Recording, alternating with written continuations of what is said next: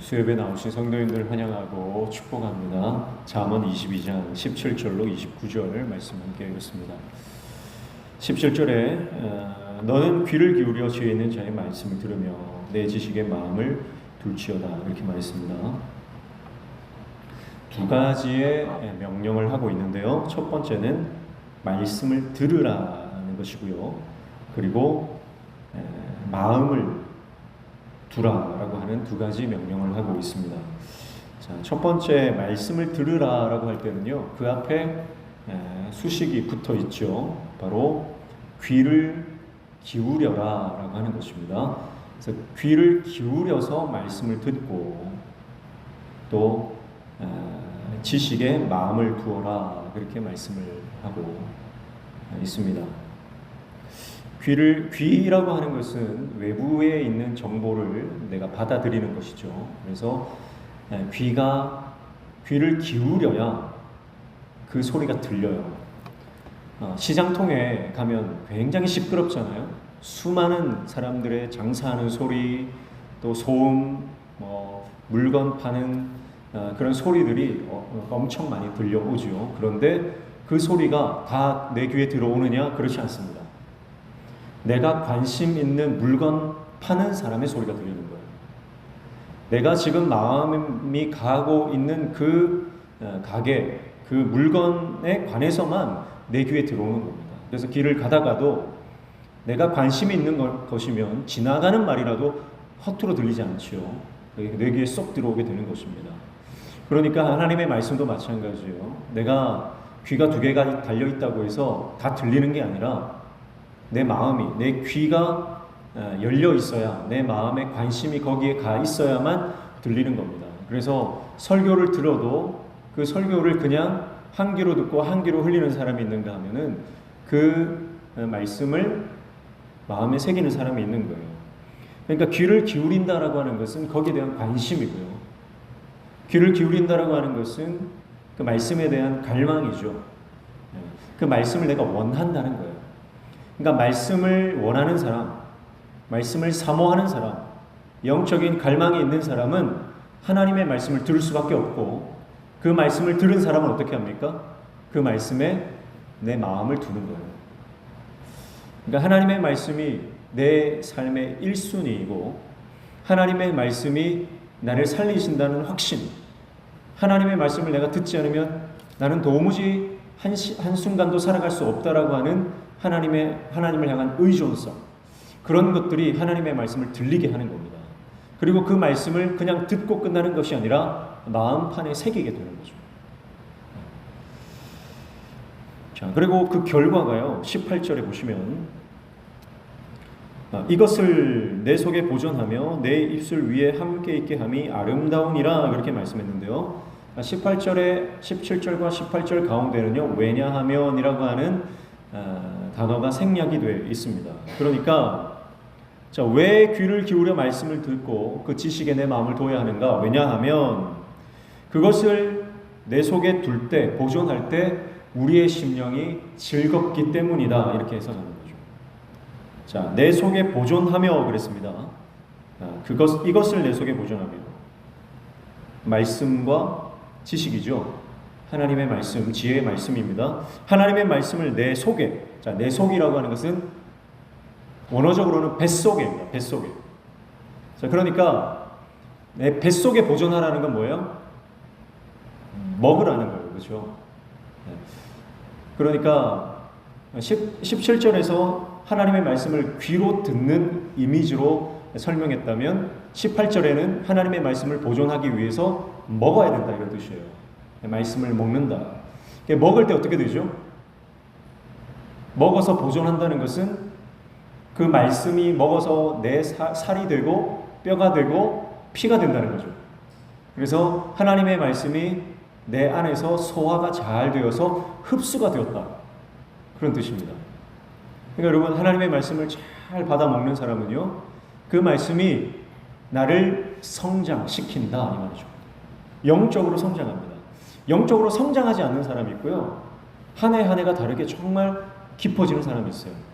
그래서 우리도 보면 우리 교회도 저분이 이렇게까지 야, 언제 이렇게 성장했나 하는 그런 분들이 있거든요.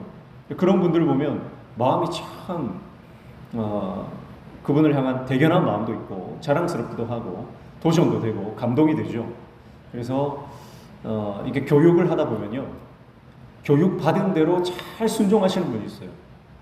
그래서 교육 받은 대로 순종하시고 실천하시고 그러면서 신앙이 자라는 모습이 보이는 사람이 있는가 하면요, 시간이 지나도 신앙이 정체기에 늘 빠져 있는 사람, 오히려 신앙이 후퇴하는 거예요.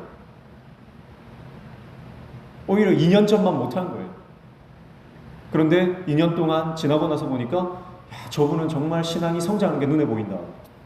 그런 분이 있죠. 그런 분들은 하나님의 말씀을 정말 사모함으로 듣고 그 말씀을 내가 받아 먹음으로 내 영적 성장에 영향이 되었다. 그것을 우리가 알 수 있는 것입니다. 하나님의 말씀을 그냥 듣고 흘려버리지 마시고요, 그 말씀을 나의 것으로 만드시기를 축복합니다. 하나님의 말씀을 소화시켜서 내 피가 되게 하고 뼈가 되게 하고 내 살이 되게 해요. 그럴 때 우리가 영적으로 성장한다라고 하는 것입니다. 자, 그래서 내가 하나님의 말씀을 잘 먹으니까 튼튼한 거예요. 건강한 거예요. 영적으로 건강하면, 여러분, 건강한 사람은요, 조금 무슨 다른 사람들은 막 감기 걸리고 쓰러져도요, 면역이 튼튼한 사람은 쉽게 감기도 잘 안 걸리고 잘 이게 몸살이 잘 안 나는 거예요. 면역력이 있기 때문에 그렇습니다. 그래서 말씀을 잘 받아 먹은 사람은요, 영적으로 강건한 거예요. 영육이 강건한 거예요. 그러니까 이건 무슨 말이냐면, 내가 하나님께서 부르실 때 몸이 준비가 되어 있어야 된다. 몸이 튼튼해야 누가 주인이 부르면 가서 일을 할 거 아닙니까? 그러니까 내가 하나님의 말씀을 잘 받아 먹고 그것을 잘 소화해야만 내가 하나님이 부르실 때 능력 있게 쓰임 받을 수가 있어요. 그래서 그게 78절에 뒤에 보면 내 입술 위에 함께 있게 함이 아름다움이라 그랬잖아요. 내 입술 위에라고 하는 것은요, 하나님의 말씀이 내 안에서 잘 소화가 돼서 내 것이 된 상태, 그래서 그것을 언제든지 내가 말로써 표현하고 선포하고 실행할 수 있는 상태, 그것이 바로 입술 위에라는 뜻이에요. 그러니까 언제든지 하나님이 나를 쓰시겠다, 내가 언제든지 어느 상황이든지 하나님께서 나를 사용하실 그때에 적재적소에 내가 사용될 수 있는 상태를 말하는 것입니다. 우리 안에 말씀이 있어야, 내가 성령으로 충만해야, 여러분, 누구를 만나도요, 그 사람에게 꼭 맞는 복음을 전할 수 있고, 그 사람이 듣고자 하는 어떤 복음의 내용을 설명해 줄 수 있고요, 그리고 때에 맞는, 시기에 맞는, 또 상황과 사람에 맞는 지혜로운 말들을 할 수가 있는 겁니다. 근데 내 안에 말씀이 없으면요, 하나님의 말씀을 전할 수가 없는 거예요. 선포할 수가 없는 겁니다. 그래서 하나님의 말씀을 사모함으로 듣고 또 그 말씀을 잘 받아 먹어서 우리가 영적으로 강건한 모습으로 주님의 사명 감당하는 저와 여러분 되시기를 축복합니다. 19절에 보시면 내가 내게 여호와를 의뢰하게 하려 하여 이것을 오늘 특별히 내게 알게 하였노니, 그렇게 말씀하죠. 자, 원어적으로 보면 너의 확신을 위해서, 너의 그 확신을 하나님께 두게 하기 위해서 내가 오늘 알게 했다, 그런 뜻이에요. 자, 여기서 중요한 것은 확신이죠. 어떤 확신입니까? 하나님에 대한 확신이죠. 그 확신을 우리는 어떤 확신이 있잖아요. 내가 이 길로 가면 반드시 어딘가에 도달할 것이다라고 하는 확신이 있으면 그 길을 망설이지 않고 가는 거예요. 사람마다 신념이 있고 확신이 있는데요, 그런 신념, 신뢰, 어떤 확고한 철학, 그 믿음을 하나님께 두라는 거예요. 사람이나 돈이나 건강이나 다른 세상의 어떤 것에 나의 확신을 두지 말고 우리의 확신은 오직 하나님께 두어라, 그 말씀입니다. 그래서 이것은요, 이 잠언을 지금 말하고 있는 지혜자가 아들과 제자들에게 말하는 것인데요. 이것은 그냥 책으로 봐서 아는 게 아니라 체험한 거예요. 그러니까 여러분, 우리가 하나님의 영광과 하나님의 그 살아계신 그 역사를 경험하면 우리 안에 하나님의 지혜, 어떤 영감이 생기죠. 그 영감을 받은 지혜자의 그 어떤 철학, 어떤 묵상, 이런 것들은요, 권위가 있다는 거예요. 권위 있는 가르침이 된다. 그래서 이것이 오늘 특별히 내게 알게 했다라고 하는 그런 표현으로 나오고 있습니다. 19절이 어떤 그 체험에 의한 영감 있는 가르침, 권위 있는 가르침이라고 한다면 20절은요, 또 그와 또 다른 상반된 하나의 도구를 소개하는데요.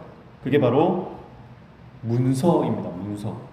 20절 보시면요, 내가 모략과 지식의 아름다운 것을 너를 위해 기록하여 그랬습니다.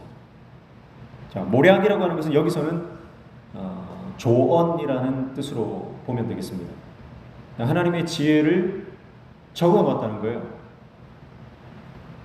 모략과 지식의 그 아름다운 것을 너를 위해서 기록했다. 자, 그러니까 지혜자들은요, 문서를 통해 그 지혜를 전달한다, 그런 말씀이죠.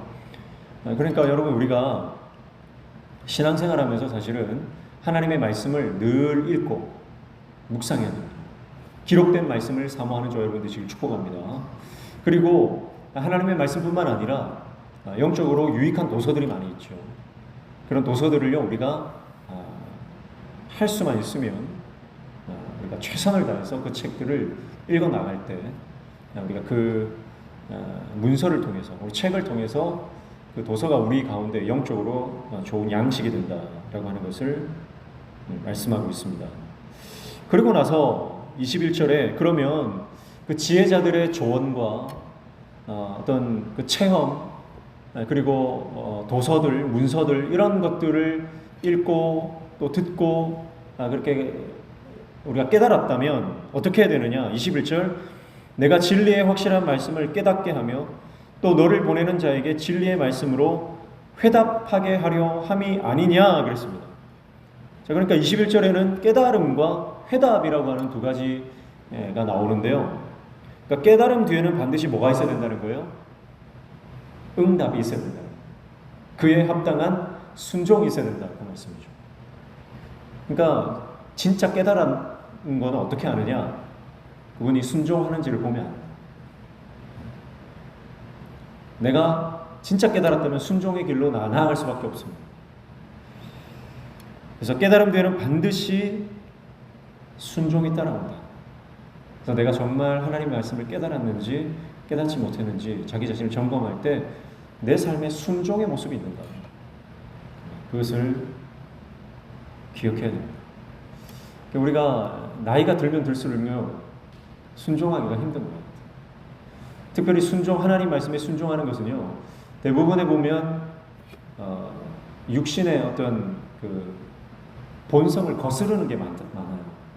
내가 하고 싶은 대로 하고, 내가 해오던 대로 하고, 편한 방식을 사용하는 게 인간의 본성이거든요. 그걸 타성이라 그러죠. 네, 타성에 젖어서 관성대로 그렇게 하고 싶은 것이 인간의 본성입니다. 근데 하나님의 말씀에 순종하려면요, 그 본성을 거슬러야 되거든요. 내 자아를 십자가에 못 박아야 되거든요. 그래서 사실 우리는 내가 하는 게 맞다는 생각을 많이 하기 때문에 내가 지금까지 이렇게 잘 해왔는데 무슨 소리냐, 내가 지금까지 이렇게 봉사했고, 내가 지금까지 이런 방식으로 내가 섬겼고, 내가 지금까지 내가 이런 방식으로 잘 해왔는데 무슨 소리냐. 근데 여러분, 하나님의 말씀이 나에게 들려올 때 깨달아졌다면요, 내가 하는 방법이 틀릴 수도 있구나. 그래서 깨달아졌다면 순종하는 거죠. 순종해서 내가 항상 A라는 방식을 고집했는데 그 방식을 한번 내려놓고 B라는 방식, 그것을 도전해 보는 겁니다. 시도를 해보는 거죠. 그렇게 할 때 우리 안에 영적인 성장이 일어난다라고 하는, 영적인 성장. 그래서 사실은 20살만 넘어가도요, 자기가 하던 그 습관을 고치기가 참 힘듭니다. 머리가 이제 굳어져 버렸기 때문에. 그래서 운전하시는 분들도 운전 습관 바꾸는 게 쉽지가 않아요. 운전 습관이 있거든요. 그러니까 자기가 하던 대로 가고, 또 길도요, 그냥 자기가 가던 길이 편하거든요. 내비게이션이 이쪽으로 가세요 해도 그쪽으로 안 갑니다. 내가 가던 길로 가지. 내비게이션이 뭐 물론 맞을 때도 있고 틀릴 때도 있지만, 어쨌든 내비게이션이 최단거리 혹은 지금 도로가 소통이 원활한 곳으로 이렇게 안내를 하잖아요. 그런데 우리는 내비가 잘못됐다, 그리고 내가 가던 방향으로 가는 게 우리 인간의 습성이거든요. 그러니까 우리가 인생을 살아갈 때 우리 인생의 진정한 내비게이션인 하나님의 말씀에 순종하며 나아갈 때는요, 내가 가던 길을 포기하고 하나님의 말씀이 지금 명령하시는 그 길을 따라가는 믿음의 결단도 필요한 겁니다. 그래서 깨달음 뒤에는 반드시 순종이 따라올 수밖에 없다. 내가 지금 순종하지 않는다면 그것은 지식적인 그 알매에 불과한 것이지, 지적 동의에 불과한 것이지, 그것이 깨달은 하나님의 말씀을 진정 깨달은 단계는 아니다라고 하는 것입니다. 그래서 우리가 착각하면 안 되는 게요, 야, 설교하거나 뭐 예배를 뭐 집회를 할 때 부흥회를 갔다 뭐 이럴 때 우리가 아멘 하잖아요. 근데 그 아멘이요, 지적 동의로서 그냥 은혜롭다, 야, 말씀 잘 전하시네, 그러면서 아멘 하시는 분이 있거든요. 근데 아멘은 그런 게 아니거든요. 아멘은 지적 동의를 넘어서서 내 자아를 십자가에 못 박는 거예요. 결국 그게 성령 충만으로 이어지는 거거든요. 자기 자신을 철저히 부인하지 않으면 절대 성령 충만을 받을 수가 없습니다. 그래서 기도하는 것도 마찬가지죠. 기도도 내가 평생 수십 년 동안 내가 이런 방식으로 기도해 왔는데 다른 방식은 하기 싫다는 거죠. 그 방식은 내가 낯설다는 거죠. 뭐 기도도 그렇고요, 전도하는 것도 마찬가지고요. 그래서 나는 이렇게 전도했는데 당신이 하는 방식이 틀린 거 아니냐, 그렇게 접근할 수 있거든요. 그러니까 우리 인생에서 어떤 영역이든 마찬가지입니다. 내가 지금까지 섬기고 봉사하던 것들, 그런 것들이 만약에 하나님께서 더 깊은 단계로 영적인 돌파를 하라고 원하신다면 내가 그 단계에서 한 단계 더 나아가는 영적인 결단이 필요하다라고 하는 것입니다. 그래서 17절부터 21절까지는 이 말씀에 대한 사모함, 또 깨달음에 대해서 쭉 말씀을 하고 있습니다. 그렇다고 한다면 그런가 하면은 22절부터는요, 또 우리가 살아가는 삶의 태도와 자세, 그리고 하나님의 마음, 이러한 것들을 다루고 있는 것을 볼 수가 있어요. 먼저 22절과 23절을 읽어보시면 같이 읽습니다. 시작. 약한 자를 그가 약하다고 탈취하지 말며 곤고한 자를 성문에서 압제하지 말라. 대저 여호와께서 신원하여 주시고 또 그를 노력하는 자의 생명을 빼앗으시리라. 아멘. 자, 약한 자의 것을 탈취하지 말라, 그렇게 말씀을 하고 있습니다. 강한 자는요, 약한 자를 무시합니다. 힘이 있으면, 힘이 조금만 있으면요, 나보다 힘 약한 사람을 하대하는 것이 인간의 본성입니다. 그래서 그가 힘이 없다고 그가 가진 작은 것도 내가 빼앗아서 탈취해서 내 주머니에 넣는 경우가 많이 있습니다. 그래서 그가 약하다고 탈취하지 말라고 말씀하고요. 곤고한 자, 이 곤고한 자는요, 굉장히 가난하고 도와줄 사람이 없는 비참한 처지에 있는 사람을 말합니다. 육적으로, 영적으로, 또 감정적으로 여러 가지 상황에 놓여 있는, 그런 어려움에 놓여 있는 사람이겠죠. 그런 곤고한 자를 성문에서 압제하지 말라 그랬는데요. 성문에서 압제하지 말라라고 하는 뜻은요, 성문은 보통 이스라엘에서는요, 거기서 재판이 이루어져요. 성문 앞에서 재판을 보통 하거든요. 그러니까 여기서 성문에서 압제하지 말라는 것은 도와줄 사람 없는, 힘없고 백 없는 그런 사람들을 억울하게 판결하지 말라는 그런 뜻이 담겨 있다고 볼 수가 있습니다. 자, 왜 그러냐? 23절에 여호와께서 신원하여 주시기 때문이다, 그렇게 말합니다. 신원하여 주신다. 신원한다라고 하는 것은 하나님이 그를 위해서 싸워 주신다는 뜻이에요. 하나님께서 그 곤고한 자, 약한 자를 그 소송에서 변호해 주신다, 그런 뜻이거든요. 그러니까 지금 성문에서 곤고한 자가 억울하게 판결을 받고 지금 누명을 쓰고 압제를 당하고 탈취를 당하고 그런 상황인데요. 그러나 변호인이 없다고 생각했는데 변호인이 갑자기 등장하는 거예요. 백이 없다고 생각했던 사람이 갑자기 백이 등장하는 거예요. 그게 누굽니까? 하나님, 여호와 하나님이시다. 그 말씀을 하고 있는 것입니다. 그러니까 이 말씀은요, 우리가 인생을 살아갈 때 첫 번째 태도를 말하는 것이죠. 나보다 어떤 밑에 있는 사람, 나보다 약한 사람을 존중해줘라. 그를 업신여기거나 하대하지 말라. 하나님은 그의 편에 계신다. 그리고 23절 뒤에 보면 그를 노력하는 자의 생명을 빼앗으시리. 반드시 하나님께서 보응하신다. 반드시 갚아 주신다. 그 말씀을 하고 있는 것입니다. 그리고 2차적으로는요, 우리의 삶에 철학을 또 말하고 있는 거예요. 그게 뭐냐면, 우리는 사회적 약자들을 보면서 저 사람들은 도와줄 사람이 없는 불쌍한 사람이야, 보호자가 없는 존재들이야 라고 그렇게 생각하지만, 하나님은 그들의 보호자가 되고 있다라고 하는 그 사실을 보면서요, 인생에는 두 가지 종류의 사람이 있다는 거예요.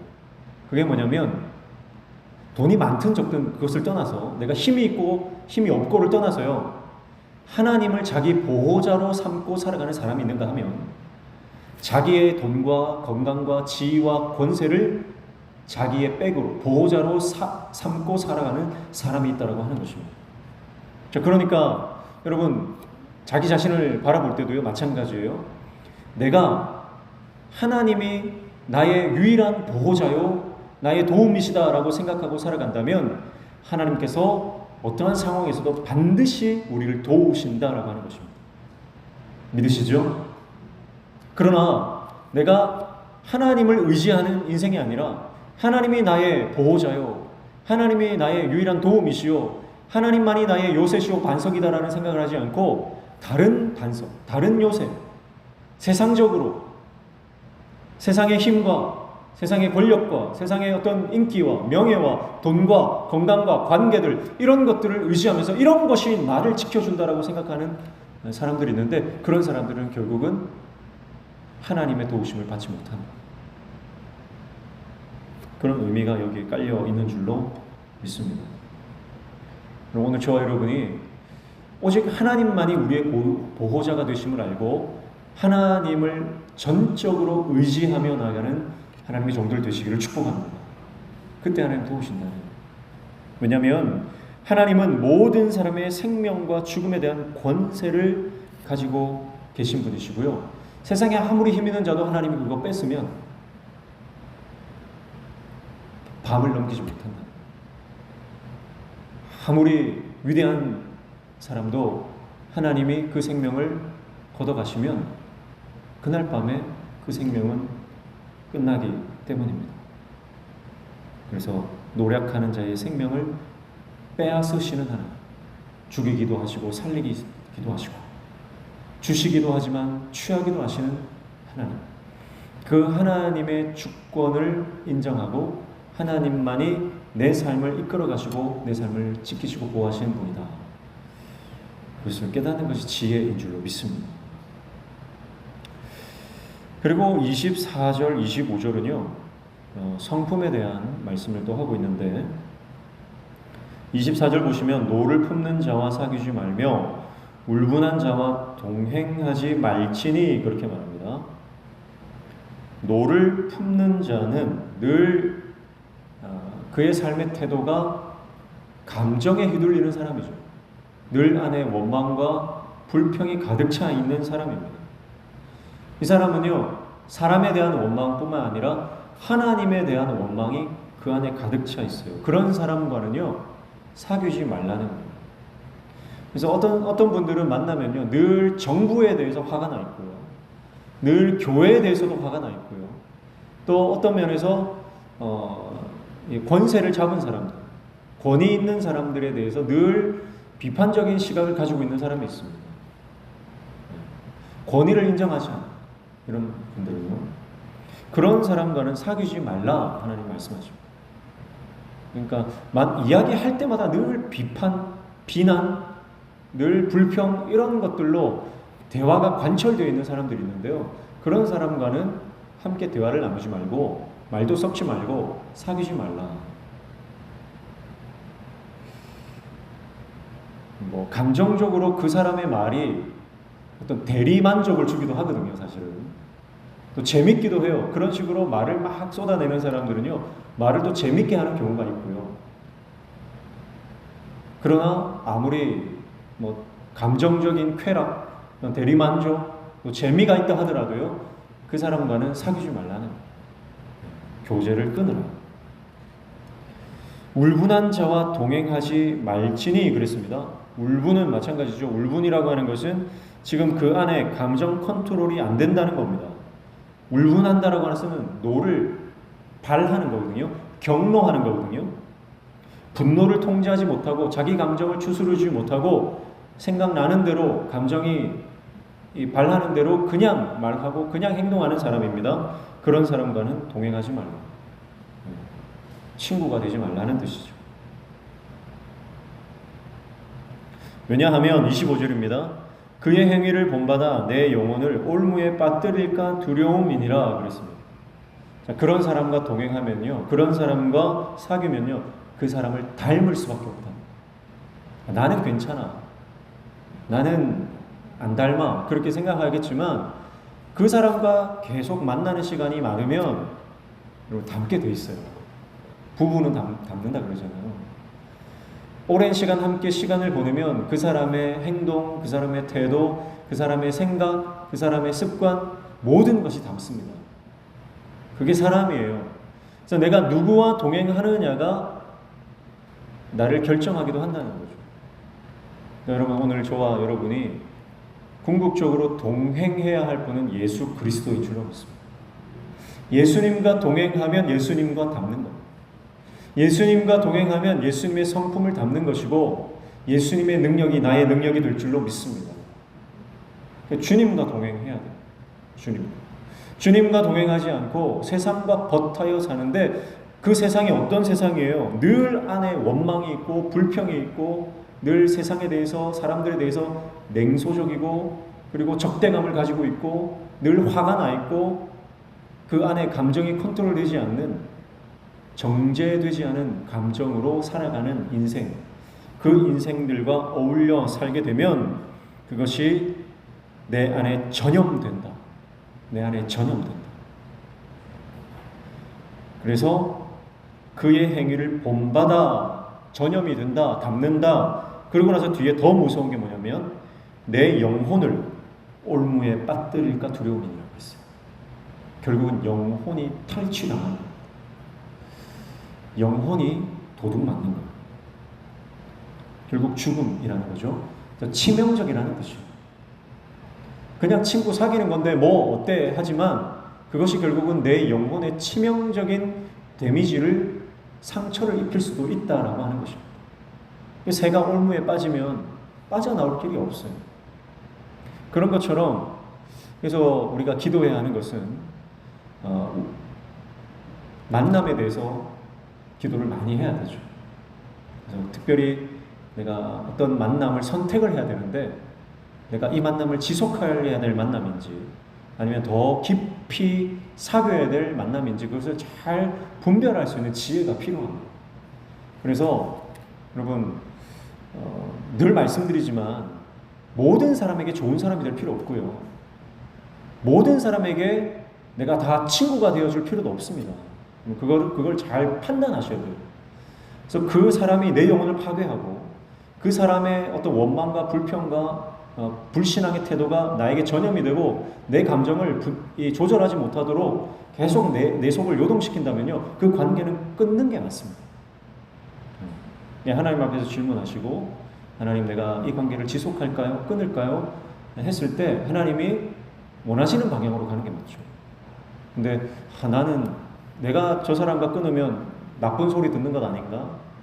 내가 뭐 좋은 소리 못 들을 텐데, 그러면서 그 관계를 지속하면 하나님께서 오늘 말씀하시는 것처럼 내 영혼의 데미지를 입게 된다 하는 것입니다. 그래서 치명적인 위험이기 때문에 그것을 잘 분별하고, 그래서 기도하실 때 하나님께서 우리 인생 가운데 좋은 만남, 영적인 좋은 만남들을 많이 주시도록 기도하시고, 그리고 우리 자녀들이 하나님께서 좋은 만남들을 많이 허락하셔서 좋은 친구, 또 좋은 배우자, 또 좋은 선생님, 또 좋은 교회, 좋은 목회자 만날 수 있도록 늘 기도를 우리가 해야 하는 것이죠. 그래서 그 좋은 만남이 우리를 선한 곳으로 이끌고 가는 줄로 믿습니다. 그럼 우리 아이들도요, 나쁜 친구를 만나면 금세 물이 들어버려요.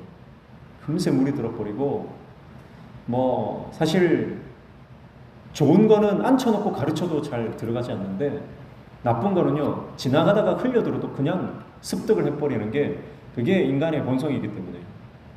그래서 우리 자녀들이, 우리 아이들이, 우리 교회 학교, 우리 다음 세대 우리 아이들이 하나님 은혜 가운데 좋은 만남들을 잘 만나고, 특별히 그 만남들 가운데 분별을 할 수 있도록, 그리고 잘 선택할 수 있도록 그 분별의 영을 달라고 기도해야 하는 줄로 믿습니다. 그리고 26절과 27절은요, 보증에 대한 얘기를 하고 있습니다. 26절, 27절 읽어보시면, 너는 사람과 더불어 손을 잡지 말며 남의 빚에 보증을 서지 말라, 이렇게 말씀을 합니다. 왜 그렇습니까? 27절이죠. 만일 갚을 것이 내게 없으면 내 누운 침상도 빼앗길 것이라 내가 어찌 그리 하겠느냐, 그렇게 말했어요. 어려운 사람을 돕지 말라는 말씀이 아니고요, 힘든 사람에게 금전적인 도움을 주지 말라는 뜻이 아닙니다. 이것은 자기 한계, 자기가 도울 수 있는 그 선을 넘는 걸 말하는 거예요. 그러니까 우리가 누구를 도와줄 수 있죠. 내가 재정이 있다면, 또 내가 시간이 있다면, 재정이든 시간이든 아니면 내가 가진 어떤 은사든 그런 것을 누군가를 위해서 도울 수가 있어요. 그런데 보증을 서는 것은 다른 문제잖아요. 보증을 선다는 것은요, 내가 그 사람을 책임지겠다라고 하는 그런 뜻이거든요. 근데 여러분, 우리가 잠언에서 이 말씀, 이런 비슷한 말씀들 우리가 많이 봤지만, 여러분, 우리가 항상 기억해야 하는 것은요, 우리는 누군가의 삶을 책임질 수 있는 존재가 아니라는 거예요. 하나님만이 인생을 책임질 수 있는 분이지, 우리는 내 인생도 책임 못 지잖아요. 하루 앞을 모르는 것이 인생이고요, 내가 어떻게 될지 모르는 것이 내 인생이기 때문에 하나님만이 우리의 보호자가 되시는 거죠. 내가 뭐 집안의 가장이라고 해서 내가 집안의 보호자이긴 하지만 그 가족들을 내가 사실은 내 힘으로 책임질 수 없거든요. 하나님만이 책임지고 하나님만이 보호자가 되시는 것입니다. 그러니까 여기서 보증을 선다는 것은 어쩌면 하나님의 자리에 내가 올라가는 교만의 모습이다라고 볼 수가 있는 것입니다. 그래서 생명과 죽음, 모든 삶의 결과는 오직 하나님의 손에만 달려 있습니다. 내가 그것을 어떻게 해결할 수 있는 능력이 없다. 그래서 누군가의 삶을 보증설 수 있는 존재가 아니기 때문에 하루 앞을 알 수 없는 우리 인생을 내가 장담하지 마라, 확신하지 마라, 그런 겁니다. 그러니까 앞서서 말씀했지만 우리의 확신은 오직 어디에만 있습니까? 여호와 하나님께만 있습니다.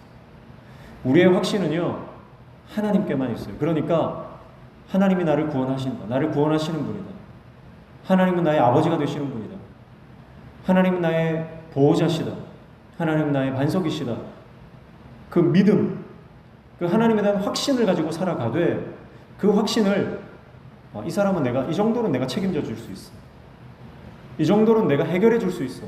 그런 식으로 잘못된 확신을 갖지 마. 그러니까 그 사람에게 만약에 나에게 보증을 사달라 그러면 그 사람에게 가르쳐야 되는 거예요. 나는 당신을 보증 쓸 수 없다. 나는 당신의 삶을 책임질 수 있는 능력이 없는 사람이다. 당신이 붙들고 기도해야 되는 분은 하나님이다. 그걸 가르쳐 줘야죠. 문제만 터지면 사람 찾는 분도 있거든요. 그런 분에게는 성경적인 원리를 제시해 주셔야 돼요. 그러니까 반대로 나도 마찬가지죠. 나도 누군가의 보증을 요청할 만큼 어려움이 있다 한다면 사람에게 찾아가서는 안 된다는 거예요. 하나님께 달려가 하나님의 도움을 구할 때 인생이 해결할 수 없는 문제를 하나님께서 해결해 주시는 은혜를 허락해 주실 줄로 믿습니다. 빚 보증 서서는 안 되고요. 좀 더 구체적으로는 교회에서는 절대 금전 거래는 하면 안 된다. 28절 내 선조가 세운 옛 지계석을 옮기지 말지니라 그렇게 말했습니다. 자, 선조가 세운 옛 지계석이라고 하는 것은 누군가의 토지를 말하는 거죠. 지계석이라고 하는 것은 땅의 경계를 정하는 그런 어떤 그 표시죠. 그러니까 여기는 이 선조 대대로 물려받은 땅을 말하는 것이고 이것은 자기의 소유가 아니라 이스라엘은 기업이 땅이 정해져 있지 않습니까? 그것을 함부로 빼앗을 수 없다는 거죠. 타인의 재산을 침해할 수 없다. 그런 뜻입니다. 그러나 당시에 불법이나 편법으로 다른 사람의 그 사유지를 자기가 가진 힘으로 빼앗는 그런 경우들이 종종 있었던 것이죠. 그런 부분들에 대해서 철저하게 금지하고 있는 것입니다. 자, 이것은 다른 사람의 것을 탐내지 않는 십계명에 나오는 그 말씀을 여기에 적용해 볼 수가 있겠습니다. 우리가 인생을 살아가다 보면요, 내가 가진 것에 자족하지 못하고 비교하는 경우가 많이 있습니다. 다른 사람의 것을 보고 비교하기 시작하면요, 우리 인생에 불행이 찾아오는 것입니다. 하나님께서 나에게 내 그릇만큼, 내가 교만하지 않을 만큼 그렇게 은혜를 주시는 줄로 믿습니다. 그러니까 지금 여기에서 더 받으면 교만할까봐 하나님께서 요만큼 주신다고 생각하면 딱 좋아요. 왜 하나님 나 요거밖에 안 주시나? 이렇게 좀 빡빡하게 살아갈 수밖에 없나? 그런 생각을 하는데요. 사실 우리가 여윳돈이 생기고 우리가 또 막 내가 누리는 것보다 더 잉여 자금 이런 것들이 생기고 시간이 생기고 그렇게 되면 10중 8구는 죄를 짓게 되어 있습니다. 그래서 하나님께서 나에게 왜 이것밖에 안 주시나? 그게 아니고요. 아직 내가 준비가 덜 됐구나. 그렇게 생각하시는 게 어려워요. 그럼 내가 준비가 되면요, 하나님께서 나에게 넘치도록 부어 주실 때 우리는 그것을 하나님 나라를 위해서 아름답게 쓸 수가 있는 거예요. 근데 지금은요, 아직 때가 아닌 거죠. 그래서 하나님께서 내가 교만하지 말라고, 더 겸손하라고, 더 준비되라고 하나님께서 나에게 꼭 맞는 은혜의 옷을 입히시는구나. 이스라엘 백성들에게 그날 먹을 양식을 주시는 것처럼, 만나를 매일의 양식으로 주시는 것처럼 오늘 하나님께서 우리 인생 가운데 그렇게 만나를 주시는구나. 그렇게 지금 나에게 주시는 것으로 만족하며 감사하며 살아갈 때 다른 사람의 것이 보이지 않습니다. 근데 지금 내가 가진 것을 만족하지 못하고 불평하고 원망하기 시작하면요, 다른 사람의 것이 계속 내 눈에 들어와요. 내 남편이 내 눈에 안 들어오고 옆집 철수 아저씨가 들어온다니까요. 그러면 불행이 시작되는 거예요.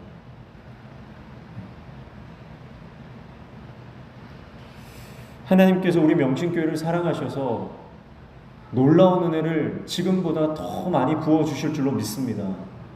그런데 우리는요, 우리에게 지금 부어주시는 그 은혜를 자족하고 만족하고 감사할 줄 알아야 돼요. 그것을 감사하지 못하고 끊임없이 다른 교회, 다른 공동체 바라보면서 비교하기 시작하면요, 교회 안에 불행이 찾아 들어오는 거예요. 사단은 그것을 틈탑니다. 교회마다 그릇이 다 다르잖아요. 교회마다 은사가 다 다르잖아요. 교회마다 하는 역할이 다 다르다고요. 한국 사회 안에 수많은 교회들을 하나님께서 세우셨는데 그 교회들마다 하나님께서 맡기신 역할들이 저마다 조금씩 다른 모양들이 있는 거죠. 그러면 하나님께서 지금 우리 교회에 어떤 사명을 주셨는지 거기에 집중을 해야 되죠. 그러니까 우리가 장점이 있고 단점이 있을 거예요. 분명히 어떤 교회든 마찬가지입니다. 장점이 좀 많은 교회도 있고요. 장점이 좀 적은 교회도 있겠죠. 그러나 하나님께서 우리 안에, 우리 명신교회 안에 주신 장점, 강점들이 많은 줄로 믿습니다.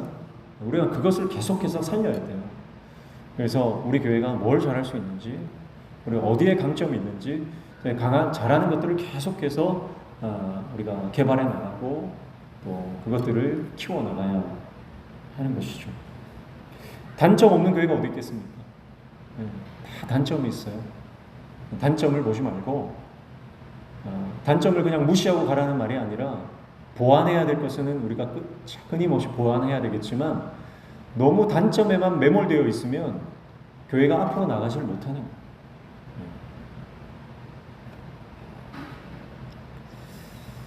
29절 말씀 마지막입니다. 같이 읽습니다. 시작. 내가 자기의 일에 능숙한 사람을 보았느냐? 이러한 사람은 왕 앞에 설 것이요 천한 자 앞에 서지 아니하리라. 아멘. 자, 앞서서 얘기했던 것이 연결되는데요. 능숙한 사람이라고 하는 것은 경험이 풍부한 사람, 또 지혜와 지식, 학식을 두루 갖춘 사람, 어떤 그 일을 할 만한, 그 일을 맡길 만한 자격을 갖춘 사람, 그 일을 충분히 해낼 수 있는 역량을 갖춘 사람이란 뜻입니다. 능숙한 사람. 자, 그러니까 우리가 이 능숙한 사람이 돼요. 하나님께서 일을 맡기실 때 순종하며 그 일을 넉넉히 감당할 수 있는 역량을 갖춘 사람, 그 사람을 하나님께서 찾으시는 것입니다. 자, 이러한 사람은 누구 앞에 선다고요? 왕 앞에 설 것이다. 천한 자 앞에 서지 않을 것이다. 그렇게 말씀하고 있습니다. 구약에는요, 이 능숙한 사람을 다른 표현으로 성령 충만, 하나님의 영에 감동된 사람이다 이렇게 표현해요. 신약에서는 성령 충만을 받은 사람이죠.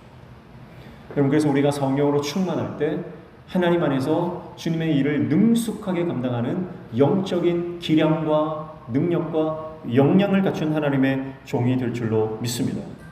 그래서 이 일은 어디부터 시작되느냐? 나에게 맡겨진 작은 일을 성실히 충성스럽게 감당할 때 가능합니다. 지금 나에게 맡겨주신 작은 일도요, 하나님의 일인 것으로 받아서 소중하게 생각하는 거죠. 자, 지금 나에게 어떤 강도 1의 일을 맡기셨는데 내가 그 강도 1의 일을 마치 100의 강도를 주신 것처럼 감당하는 사람이 있어요. 그러면 그 사람은 나중에 하나님께서 강도 100의 일을 맡기십니다. 최선을 다하는 거죠. 아무리 작은 일이라도 그것을 소중하게 생각하고 그 사명을 감당할 때 하나님께서는 그 사람을 언젠가 크게 쓰신다는 거죠. 자, 오늘 우리가 수요 예배에 나와서 예배 자리를 지키고 하나님 앞에 예배를 드리지만 어떤 면에서 우리가 볼 때 지금 이 예배의 자리는 작은 자리일 수 있죠. 많은 사람이 모인 자리도 아니고요. 그렇다고 이렇게 우리가 부흥회를 한다든지 큰 집회를 해가지고 이렇게 교회적으로 대대적으로 광고해서 하는 그런 것도 아니고요.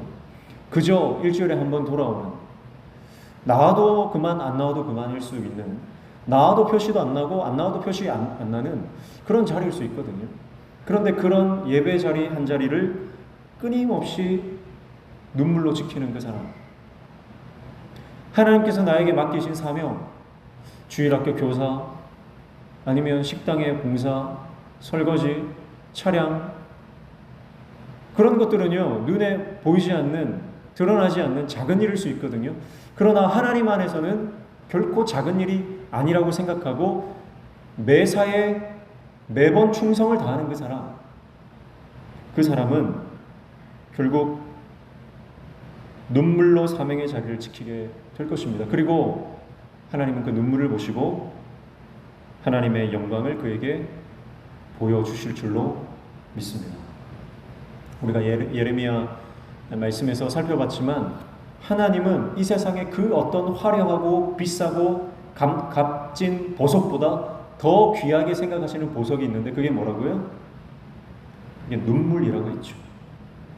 이 세상의 그 어떤 값비싼 보석보다 하나님은요, 슬퍼서 막 억울해서 흘리는 눈물 말고요, 예레미야 선지자가 백성들을 향해서 흘리는 그 눈물, 하나님 나라를 위해서 흘리는 그 한 방울의 눈물, 죽어가는 백성들, 죽어가는 영혼들을 위해서 애통하는 마음으로 흘리는 그 하나님의 마음이 담긴 그 눈물 한 방울, 그 한 방울이 세상의 그 어떤 보석보다 귀하다는 거예요.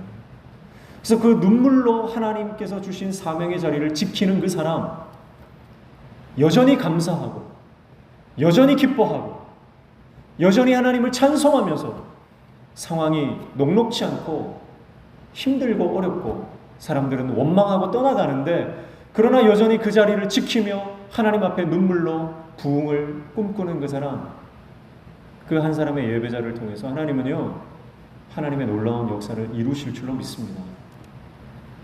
그래서 자기의 일에 능숙한 사람이 되라는 거예요. 자기의 일에 능숙한 사람. 남의 일이 아닙니다. 저 장로님이 하는 일이 참 멋져 보이는데 내가 장로 되면 내가 저렇게 잘해야지. 여러분, 그런 생각을 버려야 됩니다. 지금 내가 평신도로서, 지금 내가 집사로서 주님이 주신 사명을 최선을 다해 감당할 때 하나님께서 능숙한 사람으로 인정해 주시면 이후에 나를 크게 들어 쓰시겠다. 그 사람은 결국 왕 앞에 서게 될 것이다. 그렇게 말씀하는 거예요. 저는 이렇게 말씀을 자주 전하니까요, 말씀을 전할 때마다, 준비할 때마다 늘 하는 기도가 그거예요. 한 명이 모여도 1만 명이 모인 것처럼 설교하는 설교자가 되게 해주십시오. 먼저 늘 그런 기도를 하거든요.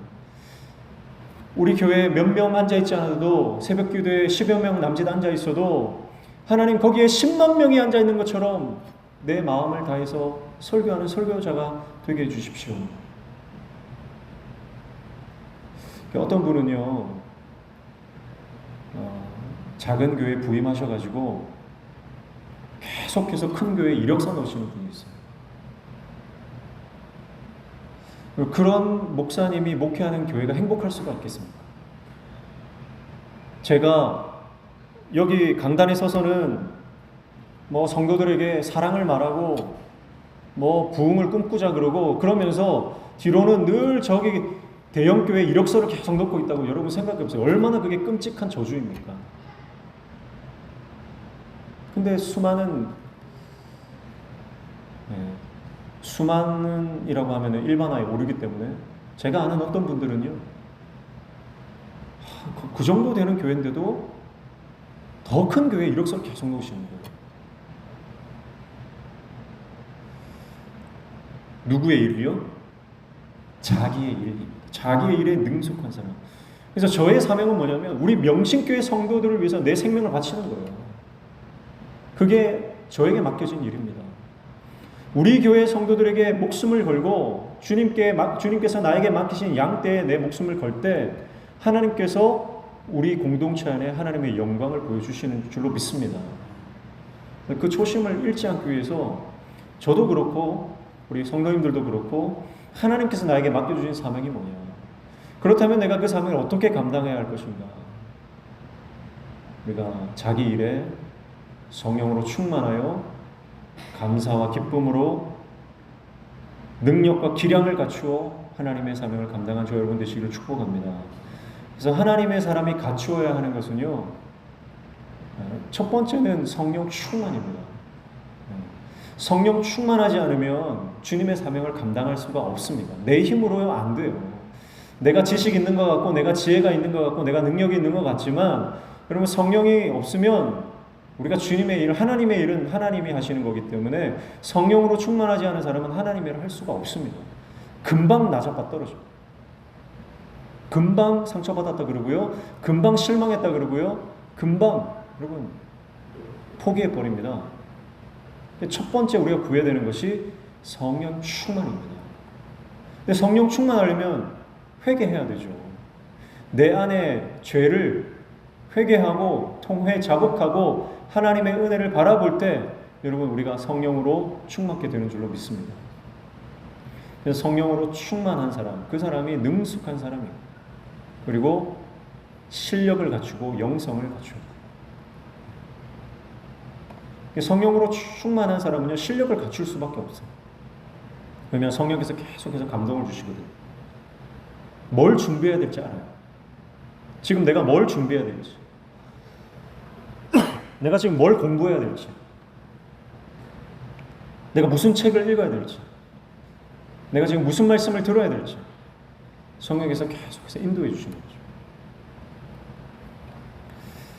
사랑하는 성도 여러분, 오늘 우리에게 주신 사명, 나에게 주신 사명, 그 사명을 감사함으로 받아 주님의 사명을 능력 있게 감당하는 성령의 사람 다 되시기를 주님의 이름으로 축복합니다. 결국 우리가 왕 앞에 서게 될 것입니다. 하나님 앞에 서게 될 것입니다. 그리고 하나님의 나를 쓰신다 말씀하실 것입니다. 그때까지 우리가 갈고 닦아요. 같이 갈고 닦고. 내가 그 자리 가서 되는 게 아니고요. 다윗이 광야에서 도망자로 그 험난한 세월을 보낼 때 그의 영성이 갈고 닦여지는 거예요. 그 광야를 통과하지 않고 하나님의 일을 하는 사람은 아무도 없습니다. 그래서 지금 우리의 상황을 보면요, 감사할 수 있는 상황보다는 다 내 생각과 달라. 원망거리가 더 많고 불평거리가 더 많고 내 생각대로 되지 않는 것들이 더 많아요. 저도 마찬가지예요. 제가 우리 명신교회 목회를 하면서 제 생각대로 되는 게 별로 없어요. 이렇게 하고 싶은데 좀 하려고 하는 게 잘 안 돼요. 근데요, 안 되는 게 은혜더라고요. 내 생각대로 안 돼서 은혜인 게 너무 많아요. 내 생각대로 했으면, 내 계획대로 했으면 야, 큰일 날 뻔했다. 그런 경우가 너무 많아요. 그래서 때로는 하나님이 막으시고, 또 상황이 그렇지 않다 할지라도요, 지금 내가 할 수 있는 것들을 최선을 다해서 갈고 닦고 섬기고 봉사하면 하나님께서 하나하나 모르는, 내가 인지하지 못할 정도로 조금씩 변하게 하십니다. 그리고 언젠가는 하나님께서 큰 물꼬를 트시는 역사를 이루실 줄로 믿습니다. 우리가 견지해야 되는 태도는요, 이것은 나에게 주신 소중한 사명입니다. 어떤 사명을 맡으셨든지 그 사명에 충성을 다하시고요. 그리고 두 번째는 기쁨, 그리고 감사로 그 사명을 감당해 나가시는 저 여러분 되시기를 축복합니다. 그때 우리는 하나님의 놀라운 영광을 보게 될 것입니다. 다 사실 드러내놓고 말해서, 여러분 지금 우리 인생을 돌아보면 직장 문제, 사업 문제, 자녀 문제, 건강 문제 다 사실은 돌아놓고 보면 하나님 은혜 아닌 것이 하나도 없죠. 그렇다면 감사하는 게 옳지 않겠습니까? 결국은 하나님의 은혜로 일끌고 가시는데요, 원망하고 불평하며 가면 돌아놓고 나면 부끄러운 거예요. 그러나 이 시간을 내가 감사하기로 결정하고 이 시간을 내가 믿음으로 기뻐하기로 여러분 결단하십시오. 그래서 기쁨과 감사는요, 믿음의 결단입니다. 좋은 일이 생기고 감사할 일이 생기고 그래서 감사하고 기뻐하는 게 아니고요, 믿음의 결단이거든요. 여호와를 기뻐하라. 여호와를 기뻐하는 것이 너희 힘이다. 그래서 우리가 하나님 안에서 기쁨을 선택하시고 감사를 선택하시고 나에게 맡겨주신 작은 일이라도 자기 일에 능숙하게 감당하는 하나님의 종이 될 때 우리는 영광스러운 왕 앞에 서게 될 것입니다. 오늘 그 꿈을 꾸는 저와 여러분 되시기를 주님의 이름으로 축복합니다.